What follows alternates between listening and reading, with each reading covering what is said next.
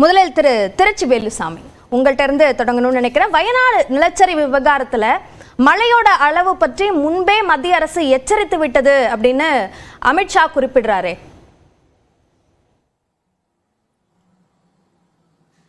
அதாவது நாம் விவாதத்திலாவது கொஞ்சம் நாகரிகங்கிறது அதை பின்னுக்கு தள்ளலாம்னு நினைக்கிறேன். ஏன்னா அது சொல்லிட்டாங்க வெளிப்படையாவே.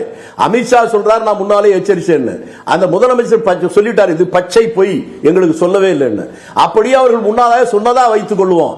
நிலச்சரிவையோ பூகம்பத்தையோ புயலையோ யாராவது தடுக்க முடியுமா? முடியாது. அதற்கப்புறம் நிவாரண பணிகளில் எப்படி போகிறது, அதில் அரசியல் பார்க்காமல் அதை கடந்த அந்த மக்களோட மக்களாக யார் நிற்கிறார்கள் என்பதை தான் பார்க்கணும். நீங்க கடந்த கால வரலாறுலாம் பார்த்தா தான் புரியும். இன்னைக்கு இயற்கை பேரிடர் என்பது ஒரு புயலோ பூகம்பமோ எரிமலை வெடிப்பதோ அல்லது சுனாமியோ இதை யாராலும் தடுக்க முடியாது என்பது உண்மை. ஆனால் அது வந்ததற்கு பின்னாலே அதை எப்படி ஒரு அரசாங்கம் எதிர்கொள்கிறது என்பதை தான் நாம் பார்க்க முடியும். உதாரணத்துக்கு சொல்ல போனால் பல ஆண்டுகளுக்கு நூற்றுக்கணக்கான ஆண்டுகளுக்கு முன்பாக இன்றைக்கு இலங்கையும் தமிழகமும் கூட ஒரே நிலப்பரப்பாகத்தான் இருந்ததாக சொல்லுகிறார்கள். அது லெமுரியா கண்டம் என்று சொல்லுகிறார்கள். அதில் பகுருடி ஆறு ஓடியது, அதாவது மேருமலை என்று மலை தொடர்ந்து இருந்ததெல்லாம் சொல்லுகிறார்கள். இன்றைக்கு கடலுக்குள்ளே போனால் அதெல்லாம் இருக்கிறது. ஒரு சுனாமி ஒரு பெரிய நிலப்பரப்பையே துண்டாடி ரெண்டாக மாட்டுகிற போது இதை தடுக்கிற சக்தி மனிதர்களுக்கு இல்லை. அதை போலத்தான் இந்த நிலச்சரிவு என்பது நீங்க 1,00,000 கோடியை கொட்டி கொடுத்தாலும் கூட அதை தடுக்க முடியாது என்பது உண்மை.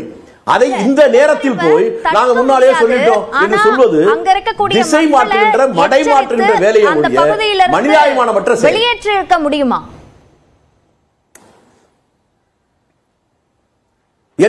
சரி, நான் என்ன கேட்கிறேன், முதலமைச்சர் அவங்க எச்சரிச்சாங்கல்ல, மத்திய அரசுக்கு எவ்வளவு மீடியா இருக்கு, அவங்க ஏதாவது சொல்லியிருக்காங்களா? இது பச்சை பொய் இல்லையா? இவ்வளவு பெரிய விபரீதம் நடக்க போகிறது என்பது மத்திய அரசுக்கு முன்கூட்டியே தெரிந்து நாம் சொன்னோம் என்று சொல்லுகிறார் அல்லவா? ஏன் ஒரு தொலைக்காட்சியில் எங்க சொல்லல? மத்திய அரசுக்கு அந்த வசதி எல்லாம் இல்லையா? ஆல் இந்தியா ரேடியோவில் சொல்லாமல்ல, ஏன் சொல்லல? ஆகவே அவர் சொல்லுவது பழியை இடமாற்றி போடுவதற்கு, பழியை தன் மீது இருந்து மற்றவர்கள் மீது போடுவதற்கு பயன்படுமே ஒழிய இது மனிதாபிமானமற்ற செயல். இந்த நேரத்தில் நடந்துவிட்டது என்பதால் மாநில அரசோடு மத்திய அரசும் இரண்டர கலந்து அந்த மக்களுக்காக மக்களோடு மக்களாக நின்று அவர்களுக்கு உதவுவோம் என்றுதான் மத்திய அரசின் சார்பில் சொல்லி இருக்க வேண்டும். அதை மாநில அரசும் ஏற்றுக்கொண்டு இருவரும் சேர்ந்து அந்த உதவிக்கு போயிருக்க வேண்டுமே ஒழிய நான் சொல்லிட்டேன் அவங்க செய்யல என்று சொல்வது நாகரிகம் தெரிந்த அரசியல்வாதிகளை முகம் சுளிக்க செய்கின்ற ஒரு செயல். இதை எப்படி சொல்லிவிட்டால் மட்டுமே தடுத்து நிறுத்திவிட முடியுமா? நான் கேட்கிறேன், நீங்க கட்டடம் கட்டுங்க, பாராளுமன்ற கட்டடம் 6 மாசம் ஆகல, ஒழுகுத, அதையே கட்டுப்படுத்த முடியல. அப்ப நிலச்சரிவை நீங்க கட்டுப்படுத்துவீங்களா? எதுங்க? இல்ல, மத்திய அரசோட எச்சரிக்கையை முழுமையா கேரள அரசு படிக்காததன் காரணமாகத்தான் இந்த பிரச்சனை அப்படின்றது எழுந்திருக்கா, அல்லது இது தடுக்கப்படல அப்படின்றது ஒரு பேசு பொருளா மாறி இல்ல? நான் சொன்னதை நீங்க புரிஞ்சுக்கல. நீங்க மடை மாத்துறீங்க, நீங்க மத்திய அரசு மந்திரி போல பேசுறீங்க. அவர்கள் சொன்னோன்னு சொல்றாங்கல்ல, மக்களுக்கு சொல்ல வேண்டிய கடமை மத்திய அரசு இல்லையா? பேசல, ஏன் சொல்லல? அவங்க தொலைக்காட்சியில சொல்லிருக்கலாம்ல, ஆல் இந்தியா ரேடியோல சொல்லிருக்கலாம்ல, ஏன் சொல்லல? சாயம் பூசணும் அப்படின்னு. ஆகவே இது உண்மை அல்ல, உண்மை போல தோற்றமளிக்கின்ற ஒரு பச்சை பொய். எதுங்க? இல்ல, ஏதோ ஒரு சாயம் பூசணும்னு ஒரு முடிவு பண்ணிருக்கீங்களா என்னன்னு எனக்கு தெரியல.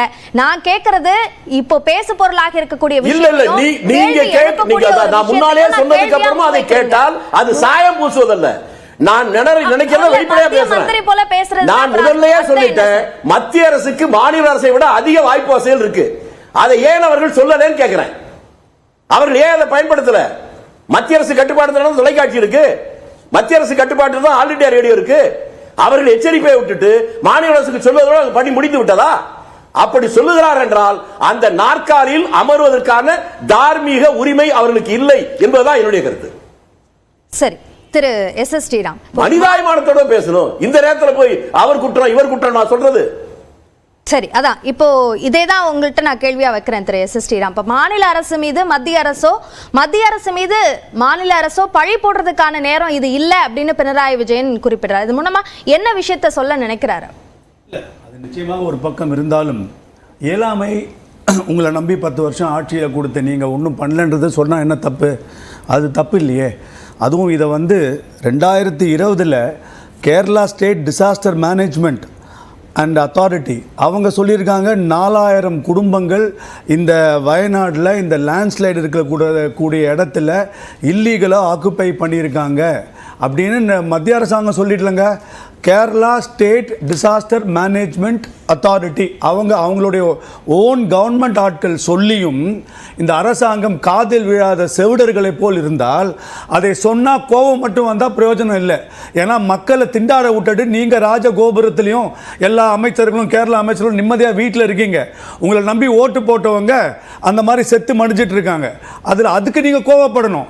இதை மத்திய அரசாங்கம் சொன்னதில் உங்களுக்கு கோபம் வந்தால் அது உங்களுடைய அண்ணன் சொன்னதுல முகம் சுளிக்க வைக்கிறது, நமக்கு முகம் சுளிக்க வைக்கிறது.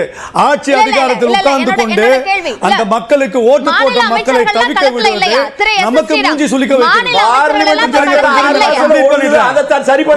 தைரியமா கேளுங்க, பயப்படாதீங்க. தைரியமா கேளுங்க, சொன்னா போதுமா? தைரியமா கேளுங்க, பயப்படாதீங்க. முடிஞ்சு போச்சா? நீங்க தைரியமா கேளுங்க. இன்னும் உங்க தலைவர் பயம் எல்லாம் கிடையாது எங்களுக்கு. எங்களுக்கு என்ன பயம்? நீங்க வேணா பயப்படுங்க. நான் பேசுறதுக்கு நீங்க பேசாம இருங்க. நான் சொல்றது கேட்டுருங்க. இதே ஃபாரஸ்ட் மினிஸ்டர், இதே communist forest minister 2021 K Raju என்ன சொல்றாரு அசம்பிளியில், எங்களால் அந்த இல்லீகலாக உட்கார்ந்தவங்களை எடுக்க முடியல, ஏன்னா மத சாயல் இருக்கக்கூடிய அமைப்புகள் எங்களை தடுக்கிறது, எங்களால் ஒன்றும் செய்ய முடியவில்லை. அந்த மதம் என்பதை என்னன்றது மக்களுக்கு தெரியும். ஆகையினால முழுக்க ஒரு இயலாமை, அந்த இருக்கக்கூடிய அரசாங்கமோ அந்த கம்யூனிஸ்டுகளோ ஒன்றும் சத்தியமாக 23, 24, 25, 26 நாலும் மத்திய அரசாங்கம் கொடுத்த உங்களுடைய வார்னிங்கை நீங்க கேட்காம பண்ணிட்டு உடனே பேரிடர் அனுபவிக்கணும், பேரிடர் அறிவிக்கணும், 1000 கோடி பணங்கள் வேணும், பிணத்தை வைத்து பணம் கேட்கும் அரசாங்கமாக மாறுகிறது. சார், பிரச்சனைக்கு தீர்வுக்காக நிதி கேட்டா அத பணத்தை வச்சு பணம் கேக்குறாங்கன்னு சொல்லலாம். என்ன நீங்க இதுக்கு மேல உங்களுக்கு என்ன தீர்வு வேணும்? அவங்களோட ஓன் கவர்மெண்டே சொல்லுது இது தப்பா 4000 குடும்பம் அந்த இடத்துல இருக்க கூடாதுன்னு கேரளா டிசாஸ்டர் மேனேஜ்மெண்ட் சொல்லுது. என்னங்க பண்ணீங்க 4 வருஷமா? இந்த 6 வருஷமா நீங்க என்ன பண்ணீங்க? அதை பாவம் ஒரு அண்ணனோட கட்சியில் சேர்ந்த ஒரு பிடி தாமஸ்ன்றவருங்க அந்த அசம்பிளியில் கேட்டுட்டாரு, என்னங்க பண்ணுறீங்க, இந்த மாதிரி ரொம்ப ஆபத்தான நிலைமையில் இருக்காங்களே அந்த மக்களை எடுப்பீங்களான்னு. அண்ணன் ராகுல் காந்தி பண்ண விஷயம் என்ன தெரியுங்களா? அவருக்கு திருப்பி அசம்பிளியில் சீட்டு கொடுக்கல. ஏன்னா அவர் அந்த கேள்வியை கேட்டார். அந்த கேள்வி நீங்கள் எப்படி கேட்பீங்க? மக்களுக்காக நீங்கள் யார் பேசுறதுக்குன்ற மாதிரி இருக்கு.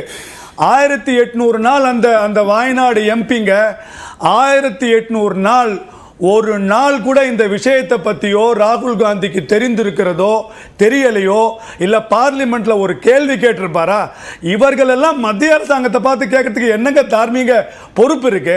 அவர்கள் பிணத்தை வைத்து பணம் கேட்பதுதான் இங்க இந்தி கூட்டணி, இந்தியான்னு பேரை வச்சுட்டு மக்களின் உயிரோடு விளையாடும் தான் இந்தி கூட்டணி. கேள்வி கேட்டது பினராயி விஜயன், ஆனா ஏன் ராகுல் காந்தி கிட்ட போறீங்க? ராகுல் காந்தி இவரு தானே சொல்றாரு, அண்ணன் திருச்சி வேலுச்சாமி தானே சொல்றாரு இதுவா நேரம். என்னோட கேள்வி 4 வருஷம் நான் தான் கேள்வி கேட்டேன்.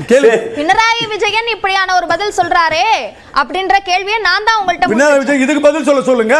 2020 கேரளா ஸ்டேட் அத்தாரிட்டி சொன்னதுக்கு அவர் பதில் சொல்லுங்க.